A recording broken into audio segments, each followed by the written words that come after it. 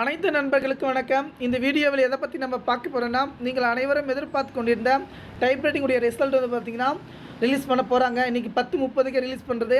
Site வந்து பார்த்திங்கன்னா maintenance இப்போ வந்து பார்த்திங்கன்னா ரிசல்ட்டுக்கான அப்டேட் ஆன்லைன் மூலமாக வந்து பார்த்திங்கன்னா நம்ம செக் பண்ணுவோம். டைப்ரைட்டிங் தமிழ் அண்ட் இங்கிலீஷ் கம்ப்யூட்டர்னா typewriting Tamil English computer automation எப்படி ஆன்லைன் செக் பண்ணுமோ இப்போ வந்து பார்த்திங்கன்னா 3 ரிசல்ட் நம்ம பார்க்கணும்.